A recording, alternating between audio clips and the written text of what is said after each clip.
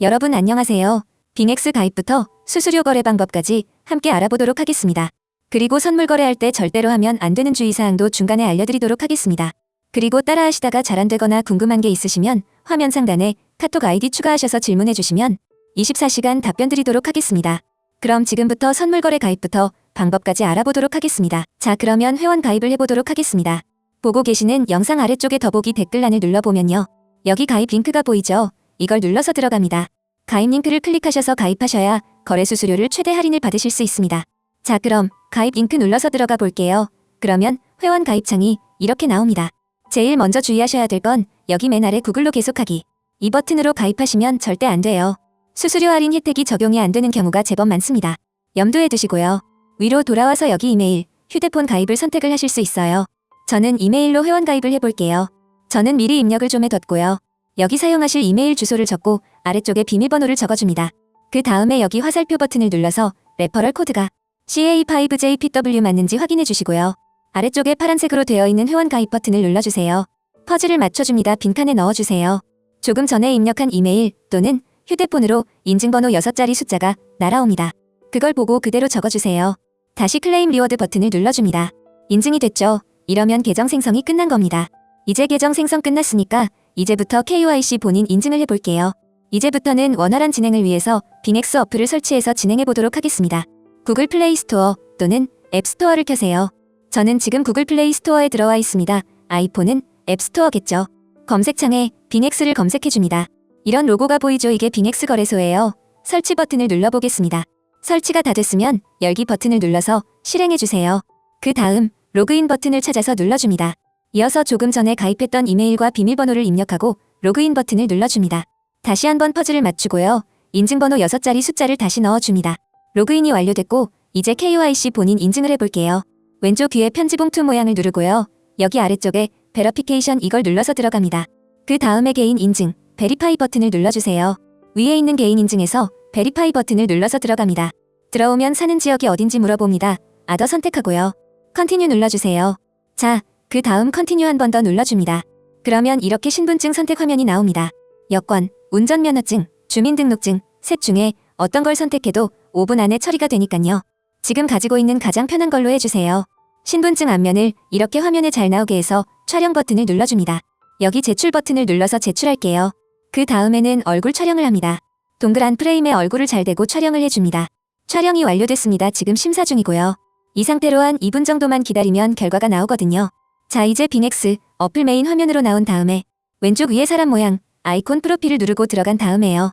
베러피케이션 다시 눌러서 들어갑니다. 그럼 여기 녹색으로 베러피케이션 석세스풀 이렇게 뜨면은 KYC 인증이 완료된 겁니다. 빙엑스 거래소의 모든 기능을 사용하실 수 있는 거예요. 잘 사용하시기 바랄게요.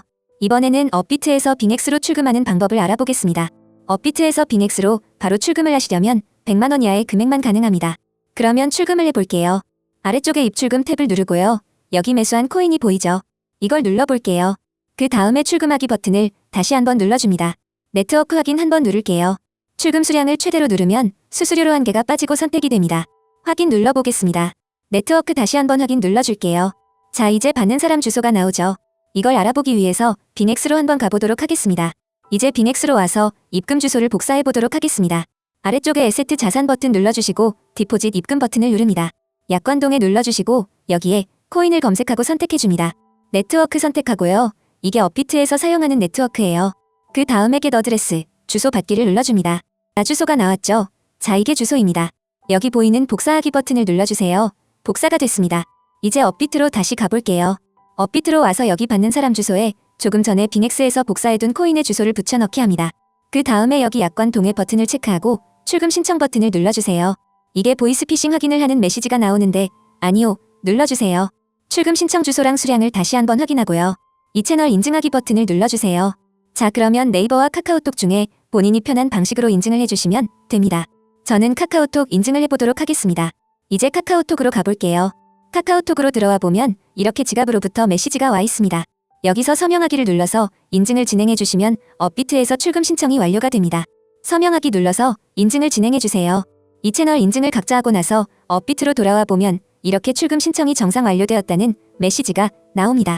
이제 이 메시지를 확인하고 나서 약 5분 정도 후에 빙엑스 거래소로 가서 입금 확인해 보도록 하겠습니다. 자, 빙엑스 거래소로 와서 내가 조금 전에 보낸 코인이 맞게 입금이 됐나 확인해 보도록 하겠습니다.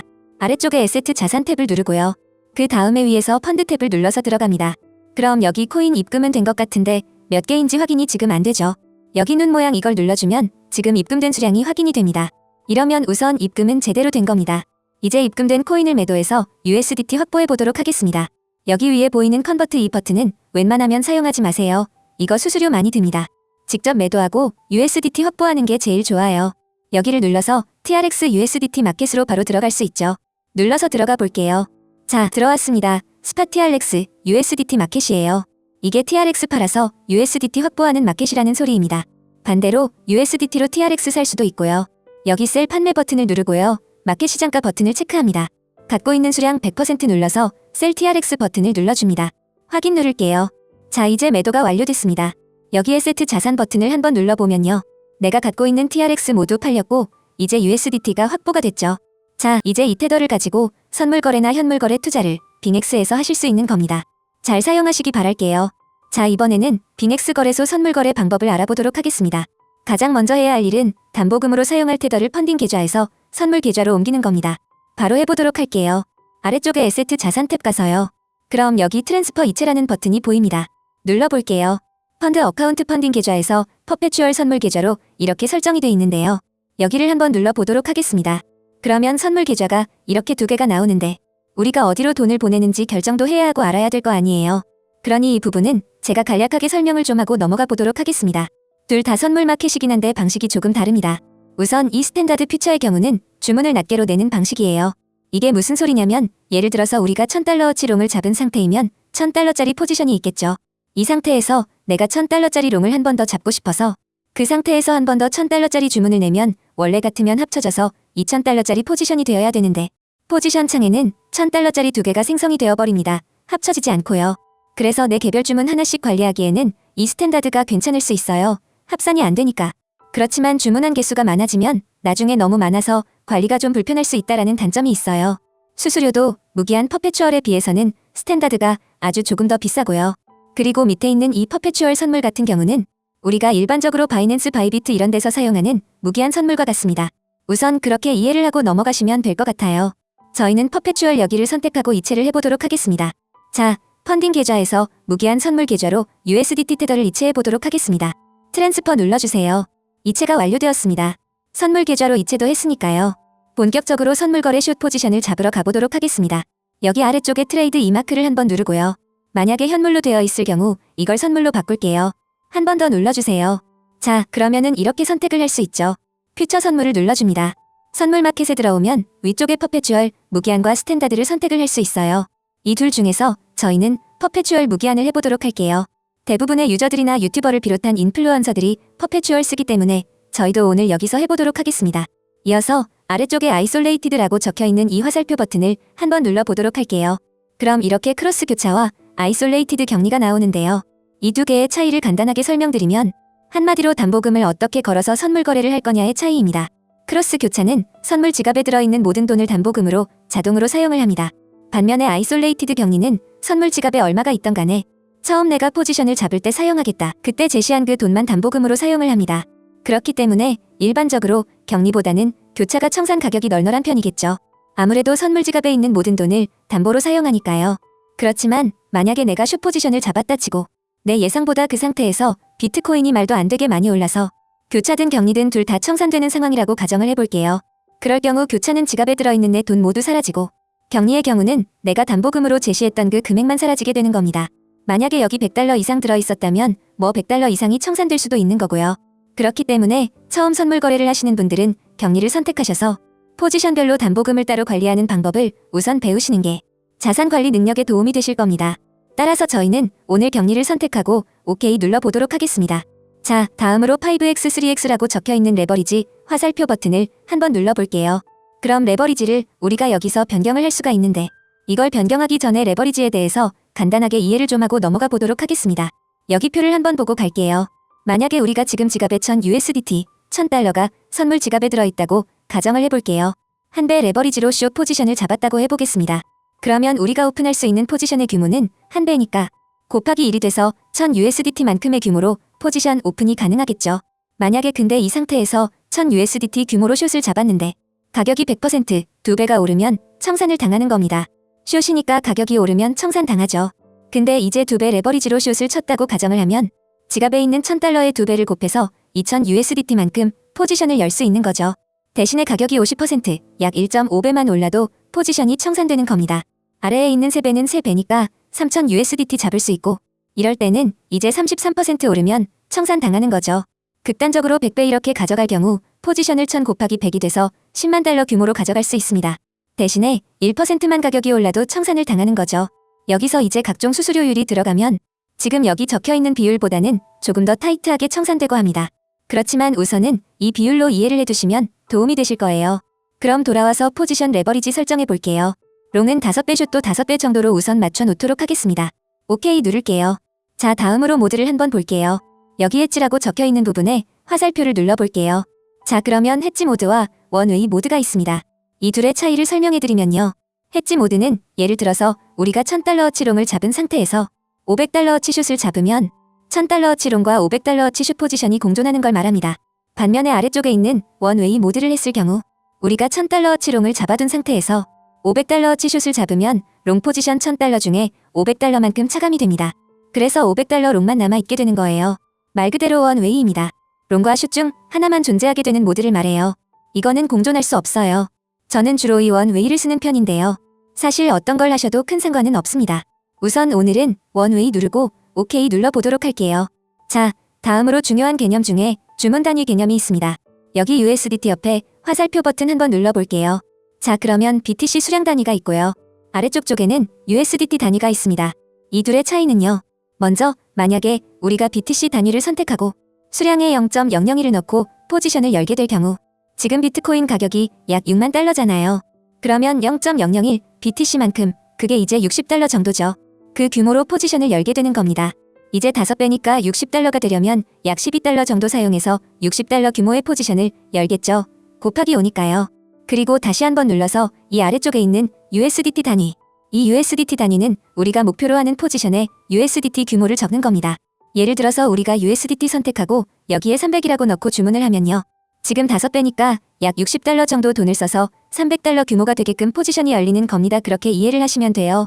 저희는 USDT 단위로 오늘 해보도록 하겠습니다. 자, 이제 우리가 필수 개념은 설명을 다 했고요. 바로 숏 포지션 잡아보도록 하겠습니다. 하나씩 확인을 하면서 가볼게요. 비트코인 선물 마켓에 있고요. 그리고 격리 5배의 원웨이 모드. 그리고 이걸 눌러보면 우리가 리밋 지정과 마켓 시장가를 선택할 수 있고요. 빙엑스는 호가벽이 아주 탄탄한 편이기 때문에 시장가로 긁어도 상관이 별로 없습니다. 저도 마켓으로 해볼게요. 자, 그리고 USDT 단위로 하고 여기에는 이제 이 정도 규모로 포지션을 열도록 할게요.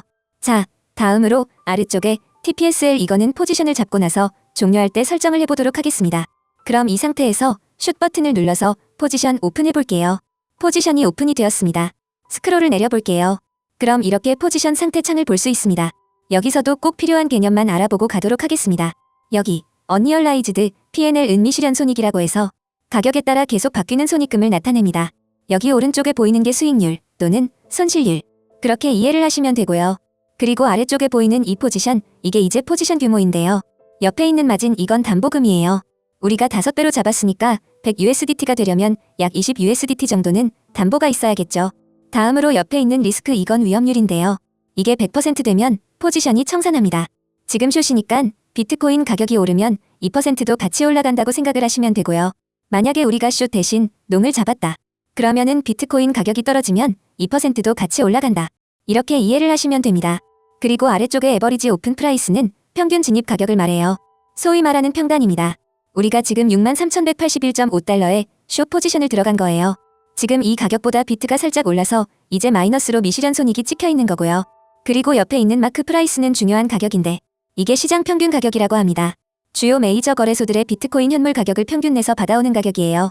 이 가격이 만약에 옆에 보이는 이 리퀴드 프라이스, 청산 가격까지 올라가 버리면 지금 숏이니까 이 포지션이 청산되는 거다. 이렇게 이해를 하시면 됩니다. 우리가 여기서 이제 헷갈리면 안 되는 게 지금 여기서 보면 지금 체결되는 가격은 63,200달러 정도 마크 프라이스랑 약간 달라요. 실제 체결되는 가격이 이게 청산 가격까지 같다고 해서 포지션이 청산되는 게 아니고요. 이 평균값을 뜻하는 마크, 프라이스가 청산 가격까지 와야 그때 포지션이 청산되는 겁니다. 이걸 꼭 알아두시기 바랄게요. 자, 다음으로 소위 스탑로스라고 불리는 TP와 SL에 대해 알아보도록 하겠습니다. 눌러볼게요. 그럼 기본적으로 두 개가 나오죠. 위에 있는 테이크 프로핏은 예약 익절을 뜻하고요. 아래에 있는 스톱로스는 예약 손절을 뜻합니다. 먼저 테이크 프로핏을 눌러볼게요. 그럼 제가 미리 입력을 해둔 값이 여기 보이죠? 지금 6만으로 가격이 내려가면 지금 숏이니까 익절이죠. 6만까지 가격이 내려갔을 경우 얼마만큼 종료할 거냐? 저는 이제 100% 전부 다 종료를 하겠다. 여기서 OK를 누르면 예약 주문이 나가는 겁니다. 그리고 아래쪽에 스톱로스를 눌러보면요. 제가 미리 입력을 해놨는데 지금 가격이 6만 5천 달러까지 만약 올라갈 경우 지금 해당 포지션을 그때 손절을 해라. 이런 주문을 예약 거는 거고요. 수량은 이렇게 100% 해놓을 경우 6만 5천까지 갔을 때 모든 수량을 손절해라. 이런 주문이 나가겠죠. 익절이면 아까 전에 예약해둔 테이크 프로핏이 나갈 거고요. 이제 OK 해보도록 하겠습니다. 이제 TP와 SL이 모두 설정이 되었습니다. 이 상태로 TP와 SL 가격까지 기다리면 포지션이 종료가 되겠죠. 그렇지만 지금 가격보다 너무 먼 가격이 있기 때문에 우선은 이 포지션을 바로 종료해보도록 하겠습니다. 여기 보이는 클로우즈 버튼을 누르고요. 그럼 우리가 포지션을 종료를 어떻게 할 건지 설정을 할 수 있어요. 여기 보시면 지정가 종료를 할 수도 있고요. 마켓 시장가로 종료를 할 수도 있습니다. 저는 마켓 시장가로 종료해보도록 할게요. 주문할 수량을 설정하고 OK 눌러보겠습니다. 이러면 포지션이 종료가 되었죠. 아주 약간 수익을 내고 포지션이 종료가 된 겁니다. 여기까지 가입부터 입금 거래까지 설명해드렸습니다. 중간중간 모르는 부분이 있으시면 카톡으로 문의 주시면 자세하게 설명드릴 테니 언제든지 문의 주세요.